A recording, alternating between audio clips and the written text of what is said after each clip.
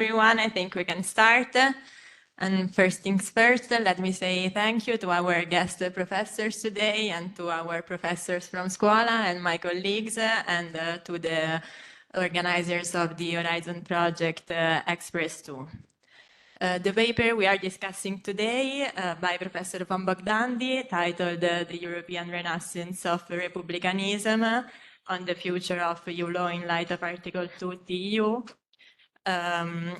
marks another step of professor's observation on European Union public law transformation, a topic that is of interest for all legal scholars, and to which today we have one of the main experts as well as one of the main exponents on a particular scholarship strand that since the last decades is bringing a new interpretation of European Union public law.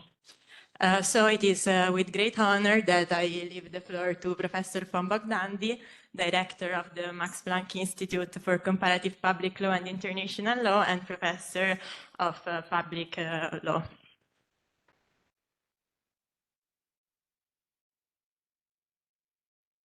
Good afternoon. Thank you very much for the presentation. Thank you very much for inviting me. It has been a very good morning. It was an excellent exchange, the topics that I saw, and now to have the opportunity to present some ideas that are dear to my heart. That is a happy moment. So thank you. So I have 40 minutes, and I will stop at 40 minutes. I put it here so it's under control. Yeah. 40 minutes, and I have one main objective. And that objective is that after these 40 minutes, you will say republicanism as a theory, as a body of thought, provides a meaningful way to look at the European Union and its development. That is what I want, where I want you to have after 40 minutes. I think it's too much. I don't want to convince you. That is not, that's too short, 40 minutes. But if you say he has a point. Here's a point. That's my objective. And I want to give that a little more focus because we just had the elections for the 10th legislative terms. And of course, there's a lot of question, where is the union going? And a lot of people are concerned, and rightly so. So my point is, where did the 9th legislator have brought us? And 3 weeks ago, I could present that to the legal service of the European Parliament, to share this idea and to see how they were surprised, but they said, he's not crazy, So that is that the EU's Republican evolution at the end of its 9th legislative term. And of course, it's not Donald Trump's republicanism, but it's the republicanism of Il Manifesto di Ventotene. Now, in this room here, I don't have to explain this to anybody, and I will show you that there is more in today's European Union of Manifesto di Ventotene than you might think. Probably you think he's stretching it too far, but I will try to convince you that it is a convincing and embedded way to look at the European Union, also to develop the European Union, because we know that the European Council, December last year, has said we need to evolve the European Union because Ukraine will exceed and something needs to change. So what is a meaningful theoretical framework? Well, I will try to convince you that republicanism is it. And I think republicanism provides that understanding, what we have and where we should go in the best of all traditions. I'm glad that the colleague from international law is here. So and that brings us to the picture. So what do you see on the picture? You see Gottlieb Schick. It's a picture of 1902. It's Heinrike Dannecker, but so she's an iconically German woman, right? She's not a romantic woman. She is very self-assured. She's not Werther's Lottchen. No, she's a self-assured, cool woman. How she looks at us. But how is she dressed? She is dressed with the colors and the symbols of revolutionary France. That is how she is dressed. You know, the freaking hat, blue, white, and red. Now, what does that symbolize? It symbolizes the key idea of what I think is still the most important book on international order. That is Immanuel Kant's Perpetual Peace. So what is the idea of Kant to bring eternal peace to Europe? The key idea is a republic of republics. That was Kant's idea, a republic of republics. And Schick symbolizes this, I think, very nicely in his painting. Now, so it's a continental republicanism. Now, you see that this is a cover, right? It's Blicke auf Europa. So it was. So that was an exhibition in Berlin in 2007, and it was an exhibition in Berlin on art, views on Europe, and you had various views and landscapes of Europe, and it's a plural. It's Blicke. It's views on Europe. But they choose this one to be the cover. Now, what is the idea that this conveys to us? It conveys to us the idea there are many views on Europe. There is the market liberal view. There is the intergovernmental view on Europe. There are certain streams of pluralism, the views on Europe. We will discuss that later. And there's the Republican one, symbolized by Kant. Now, they choose the Republican one to be the cover. Probably that suggests that they believe that republicanism is the best, as I believe. Now, that wouldn't be so important except for the patron of that exhibition, the patron who also wrote the introduction into the book. And that was Dr. Angela Merkel, at the time the Chancellor of the Federal Republic of Germany. And it is precisely in that moment that Dr. Angela Merkel was negotiating the Lisbon Treaty. The Lisbon Treaty that took 99% of the failed constitutional treaty into the Lisbon Treaty, and that makes it the law that we are under. So that is just the entry, and it gives you, so it's the first entry to say republicanism is not just a fanciful idea somewhere in Heidelberg, but it is it's in the world, right? That is just what I wanted to convey to you on the, why don't you do we do power.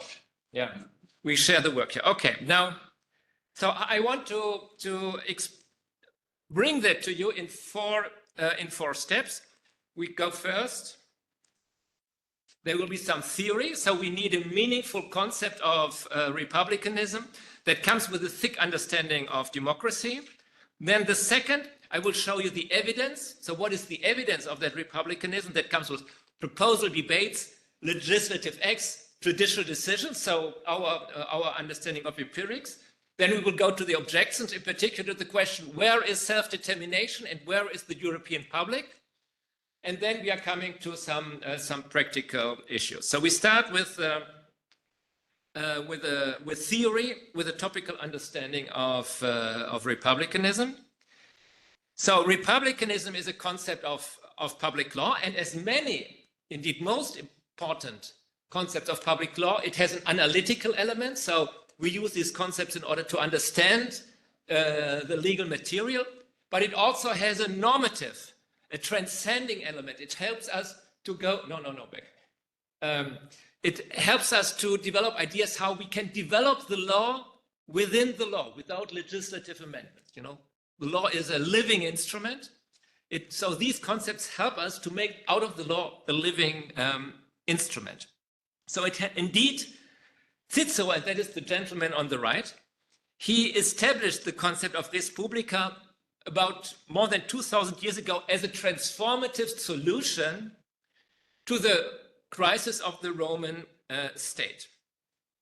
What you see on the left is the eldest copy of De Republica, which is taught in the Vatican's library. So in the library of Europe's last remaining absolute monarch. That is somehow an irony. Why is that an irony? Well, it brings us to the question, what does republicanism mean except going against absolute monarchy? You know, what does it mean? And of course, we have 2,000 years of conceptual history and a very broad spectrum of ideas that goes from Donald Trump's republicanism to very, very progressive forms of republicanism like Rainer Forst in Frankfurt. So what does it stand for? So now comes a little bit of theory building. We don't go for the common denominator of all these theories because that would be so empty that it doesn't tell us anything. Nor do we go for the true concept of republicanism, because when it comes to concepts, the criterion for a concept is not truth, but utility. Concepts are instruments. So we are looking not for the true concept, but for a useful concept, for a concept that tells us something to our problem. That's to say that we, citizens of the European Union, I think most here are citizens, but all are parts of European society. So what is the future of the society we are living in? For that, we want a concept. So we need a concept of republicanism that is rooted in the tradition, but at the same time, it speaks to the problems of our time. And that means that the concept that I will be developing now, on the one side, needs to be compatible with democratic constitutionalism as it comes under Article 2 of the Treaty on European Union. And that tells us that Trump's republicanism is out of the picture. But at the same time, it must make useful distinctions within, let's say, democratic constitutionalism in the European Union. So that it does not cover everybody, but that it makes positions in that field. Now that requires first of all, to clarify the relationship between republicanism and democracy. Now, as most of you will know, these two concepts started as antagonists. So Cicero, Machiavelli, Madison, Kant, they were all Republicans in favor of an order where the officials are mandated, where you have power sharing agreements. And they were very much against democracy, that what they saw as the rule of the masses, very dangerous rule of the masses. So republicanism until 1900 was something positive, and democracy was something that was seen critically.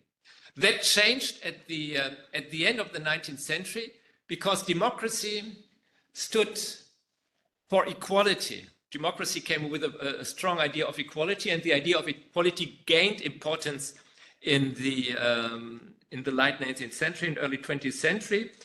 And then, and indeed, you had largely a fusion of democratic and republican thought. That very important was the constitutional law under the Third French Republic, that what you see on the left.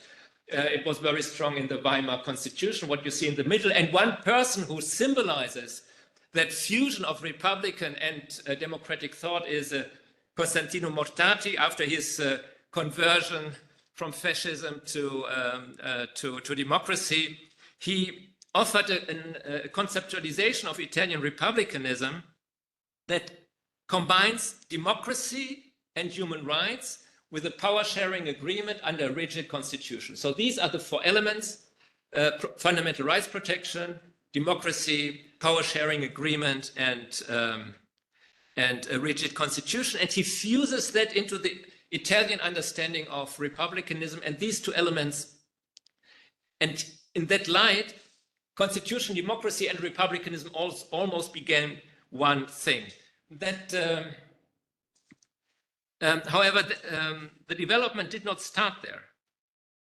And indeed, today, there is an important strand of republicanism that has reversed the old relationship between democracy and republicanism, because today there's a progressive republicanism that critiques established democratic practices as too technocratic, as too lethargic, and they advocate for greater citizen involvement. And it is that tradition where you have an important stream of criticism of the European Union. So from Germany, these are the Dieter Grimm, Wolfgang Streeck, Fritz Scharf, these are Republican thinkers who think that the European Union is insufficient. So there is the nationalist criticism of the European Union, there's the Marxist criticism of the European Union, but there's also this, let's say, Republican stream of criticism.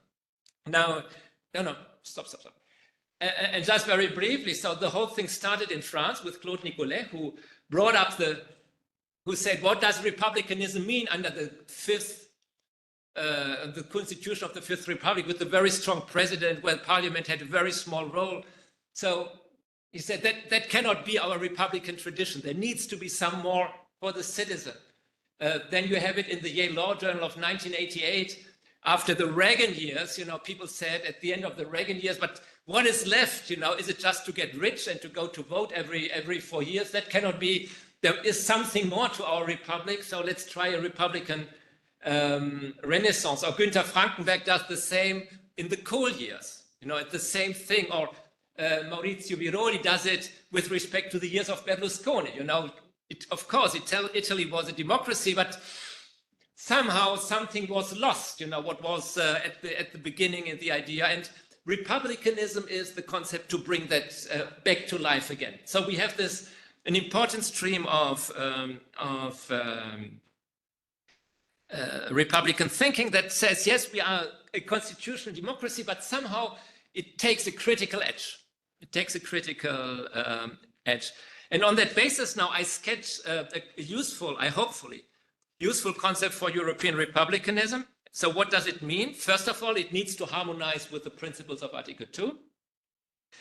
And second, it needs to make useful distinctions.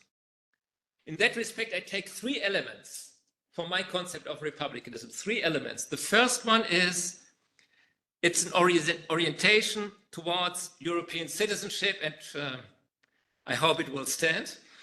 So it's an orientation on European citizenship. The second is the importance of the separation of powers. And the third one is an ambitious understanding of the public good understood in terms of solidarity. And that I will now explain. So why is that useful? Next slide. And again. Yeah. So the first element is the civic focus. So that means to understand the European Union as the common affair of free and equal EU citizens united in a public cause and represented in the European Parliament. That is European republicanism. Now, what distinction does it make? It makes a distinction to what the book on the left stands for by Andrew Moravcsik, which is a member state-centered understanding of the European Union, where the European Union is not an independent actor, but it's just an instrument for its member states. Now, in that understanding, EU citizenship is unimportant, and the European Parliament is also not a true parliament. And here I want to very briefly highlight a main judicial exponent of that was the Second Senate of the German Federal Constitutional Court. Now that court has started to change its jurisprudence because there was an important shift in the personnel. So 3 important, powerful judges went out, and new ones came, and among them Astrid Wall-Rabenstein, who wrote a dissertation on European citizenship. Yeah, and they have started to change the orientation, and that is the key decision here. They are very careful, of course, because it's 30 years of case law, but it's starting. I just want to highlight that something important is happening there. And the civic focus, this civic focus also distinguishes European republicanism from understandings of the European Union that understand the European Union only as an instrument to limit to limit national politics when they could do harm to other member states. So that is the understanding of Miguel Maduro or Joseph Weiler or Christian Jürges, who said the European Union is only there to go against extraterritorial effects. Yeah. Here, European republicanism goes much further because it said the Union is the common cause of all of us. So just to make that clear. The next point is the separation, the focus on the separation of powers and checks and balances. Now here, of course, European republicanism stands against those who say our electoral mandate trumps all the rest. So that the electoral mandate is what ultimately counts, and all the other elements needs to at the end obey the will of the people. So that is a no-go for republicanism. So again, it's a useful distinction. And the third next one is republicanism versus market liberalism. It goes against those understanding of the European Union that say the European Union should be a common market, and the function of the European Union is to create wealth, to allow the development of the economy, and it shouldn't go beyond. Shouldn't go beyond that. No, go back. It's. You see there, it's Ernst Joachim Mestmerker. He was one of the main architects of that. He just passed away at the age of 97 years. Now, a Republican understanding says that is about more than just advancing private interest and wealth generation. There is something more. So what is that more? The more is the common good, and I want to thicken that with the idea of solidarity. Now, that is theoretically a little bit more difficult because the focus on citizenship, separation and separation of powers, that is with any idea of republicanism. Yeah, that is not the case with solidarity. If you go to the American traditions and the Anglo-American traditions, that is the missing element, and we'll come to that in a second, why that is important. Now, where does it come from? It comes from the French tradition. And the key thinker here is Émile Durkheim. And Émile Durkheim's key idea is the idea of organic solidarity. Now, what is the point? The point is that we have developed societies where the individuals are not, or the clans are not self-sufficient anymore, but we are in a highly differentiated, highly integrated society based on the division of labor. And the point that he makes is that such a society, developed society based on the division of labor, the glue of that society is solidarity. That is the key idea of Émile Durkheim. So solidarity explains social cohesion. And when I understood this, and here you find for the first time in the preamble of the Second French Republic, when the social question becomes a key political question in Europe, and when I understood that thought, I finally understood the Schuman Declaration. So I had known about the Schuman Declaration for 40 years, but I never really understood what he meant. You know what it's here, l'Europe ne se fera pas d'un coup ni dans une construction d'ensemble, elle se fera par des réalisations concrètes, créant d'abord une solidarité de fait. And I did not understand what he meant with the solidarité de fait. But now I understand that with Durkheim, he said we set up the treaty on coal and steel. We set up a market on coal and steel. That market will create interdependence between the societies. And once that the people realize their interdependence, their dependence on citizens from other countries, Europe, there will grow solidarity, and that is how the thing will work. I just discussed it this morning with Professor Marticino.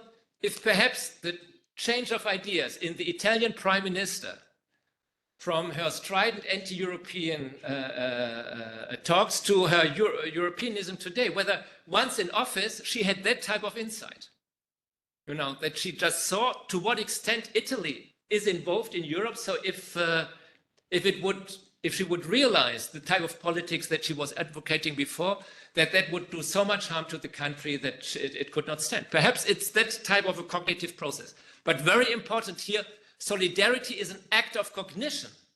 It's not understood as a moral act. Now, that is very important in this tradition.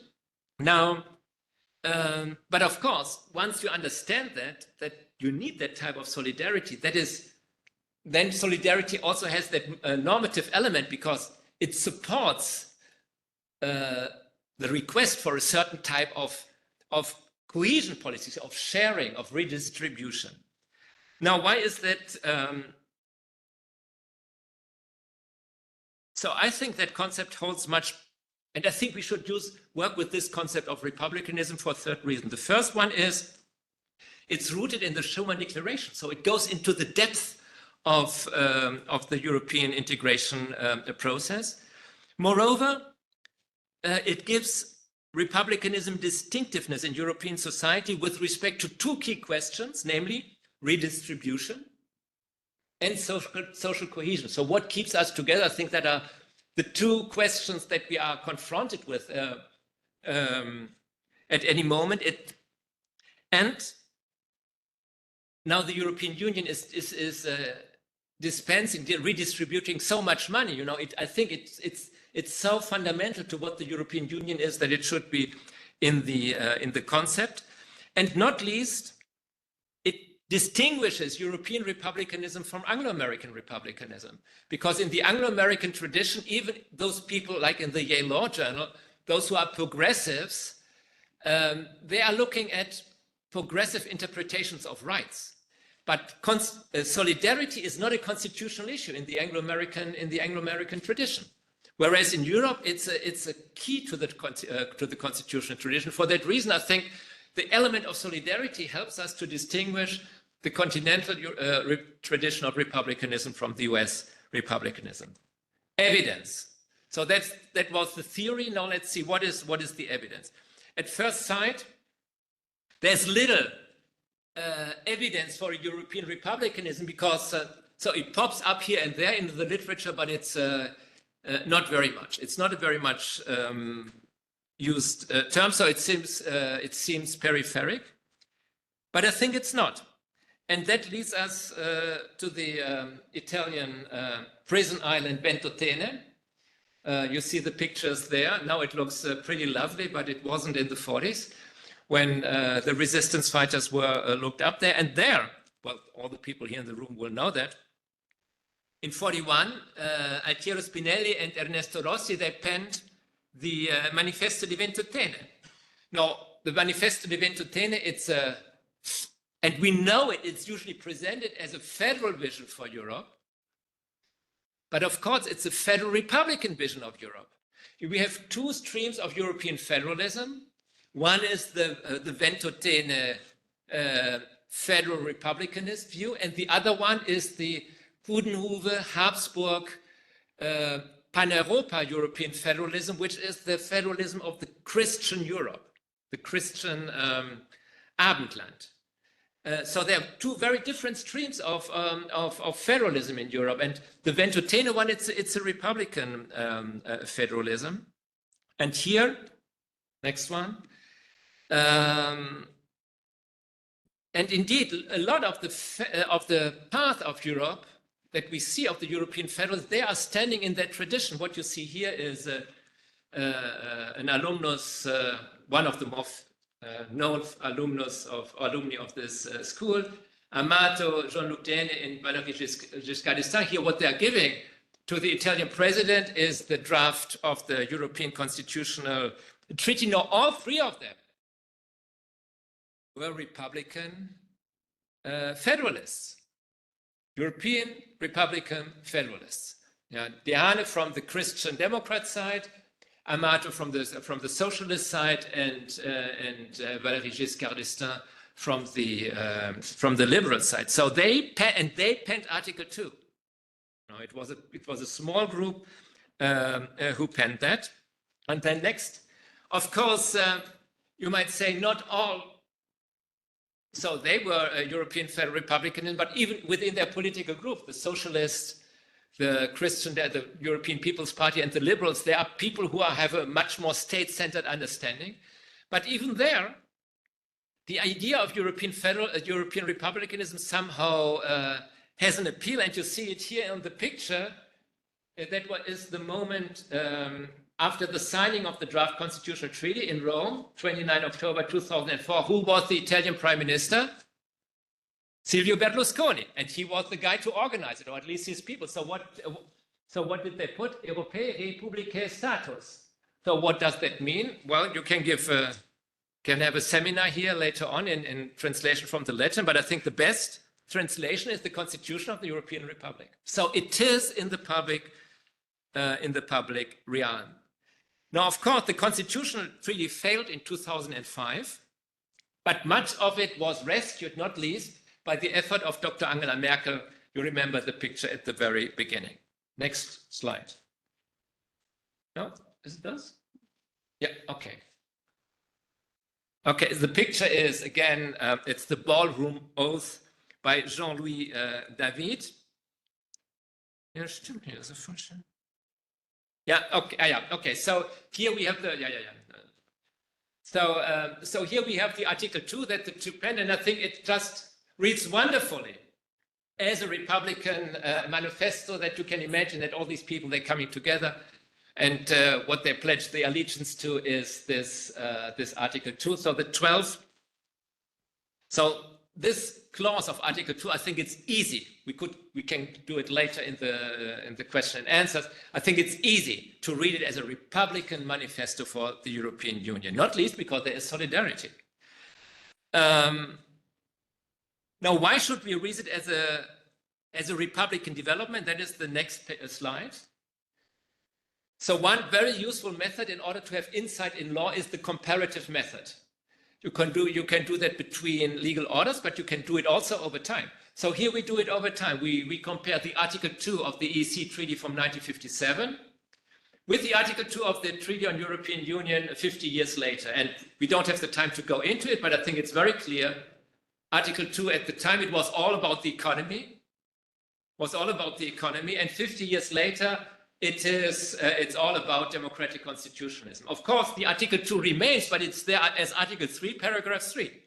And it comes under the Republican heading. So if we are speaking of a Republican development, I think it's just the comparison of the two are very evident. Now, next slide. It reinforces the Republican interpretation of the treaties that Article 2 refers to a European society. Now, I again think that this is a very important step, because there has always been the question, what kind of collective singular can we use for the European Union? So Monnet and Walter Hallstein, they said European federal state. And that were not dreamers, no. That was, no. European people, no. A European nation, no. Because the people who look at who have a state-centered view, they will not allow that terminology. But society, for, let's say, the nation-centered people, is not so close to their heart. For that reason, it was possible to use that concept of society in order to give a collective singular to what we are here of our situation, that we are part of European society. So that means 70 years of European integration have not brought a European federal state. It has not produced a European people. It has not produced the European nation, but it has produced a European society. And that is very important. And I will just give you two reasons. It changes our understanding of the conflicts. Lots of conflicts that we are having in Europe are conceived as conflicts between member states. So the liberal Western states against the illiberal Eastern ones, or the northern, when it comes to the money, the northern states against the southern states. Yeah, so a lot of conflicts are conceived as conflict between countries. But these conflicts between member states, you can always, if you use the concept of European society, you will look at them as conflicts in one society. And indeed, we have understood that the constitutional ideas of Prime Minister Orban are present everywhere in the European Union. And the same is true when it comes to monetary policy. You know, the monetary policies that are advocated in the South are also advocated by people in the North. So it gives you a different understanding. And furthermore, I think European society is very important because it helps to understand and to explain the European Union. So a multi-level system, you cannot explain that to any normal citizen.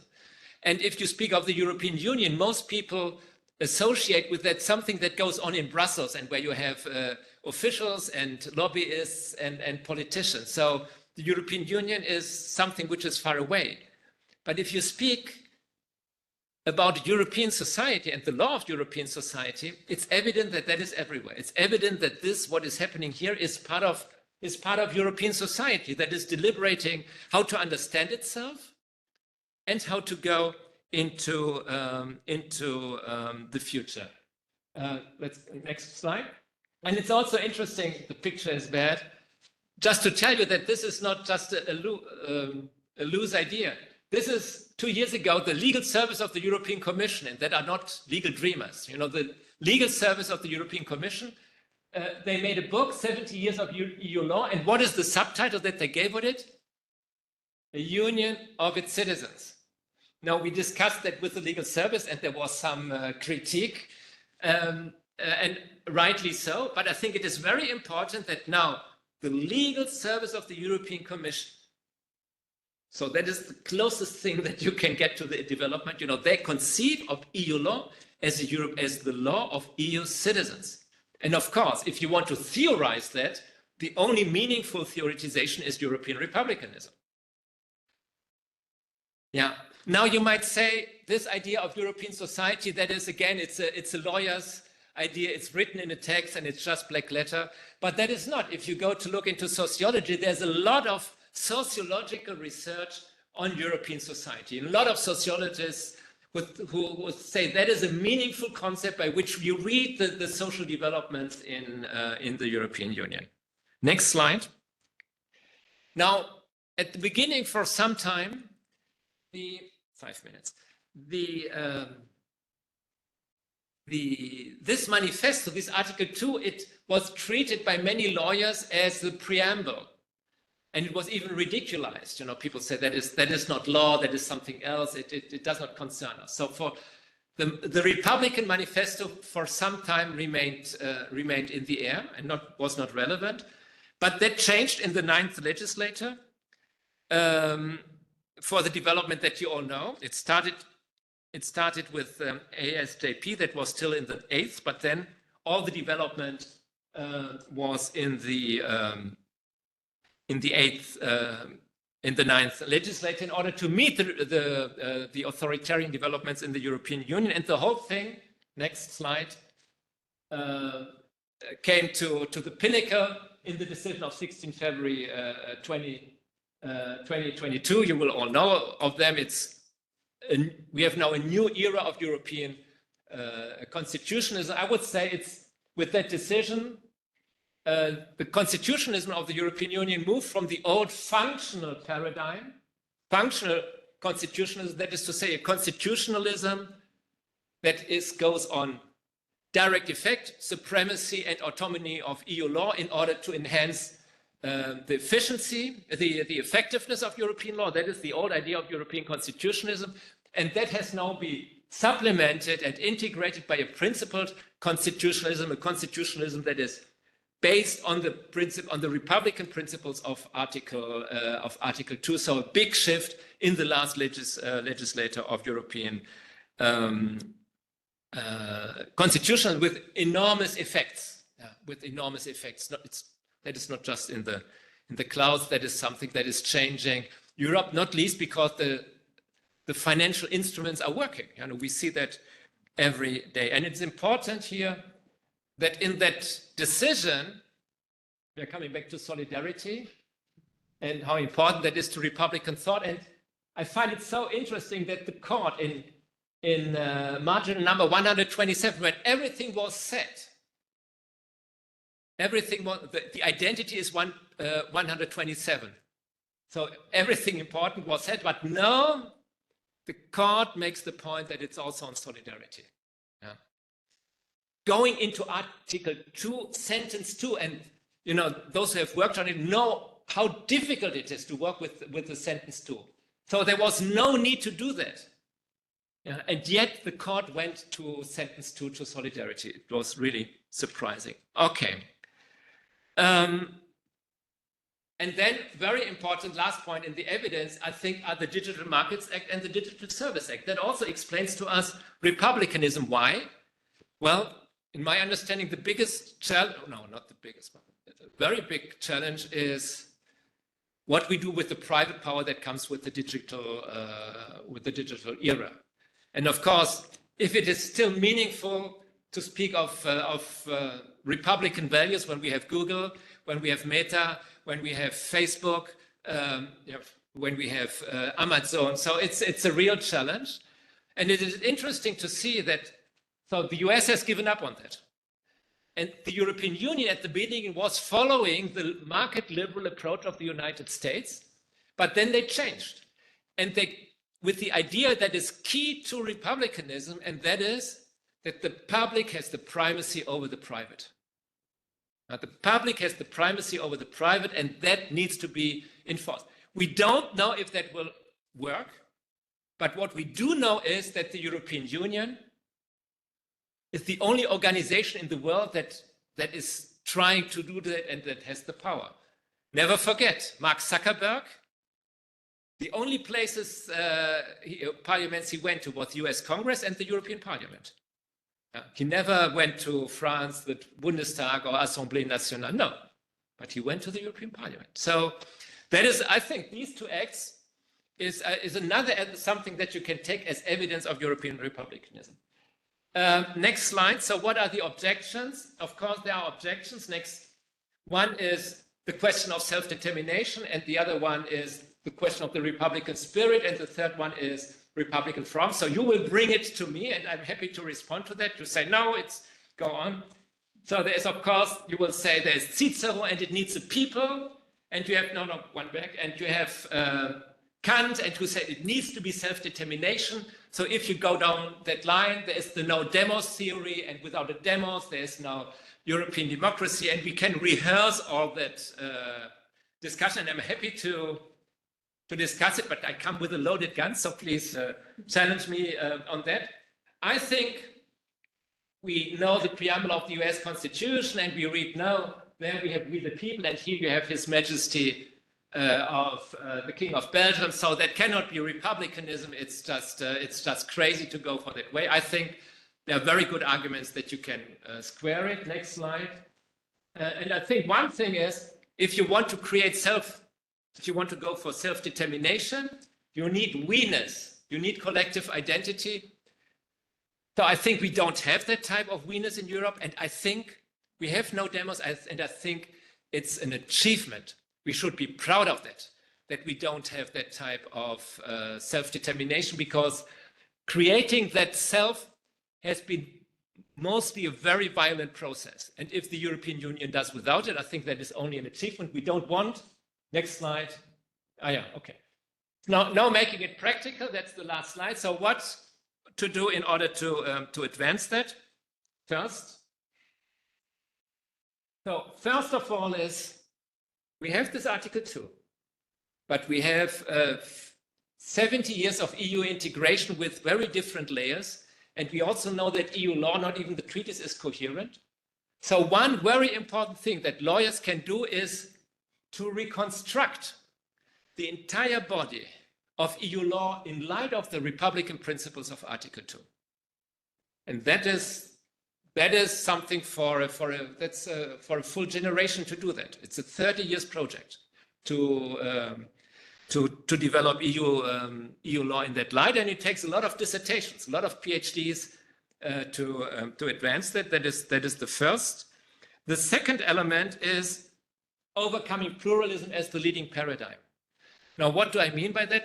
That is mostly with respect to Germany. We'll see if pluralism here perhaps is understood differently, but pluralism in Germany means that the most important thing to understand EU law and to read and develop EU law is the relationship between the treaties and the national constitution, or more precisely, between the Court of Justice of the European Union and the National Constitutional Court.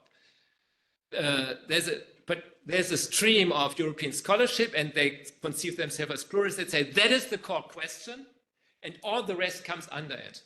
Now, in a Republican understanding, of course, that is a very important question, the relationship between the courts, but it cannot be the towering question. The towering question is the relationship between the citizens. It's the horizontal dimension. It's not the relationship between the whole and the part.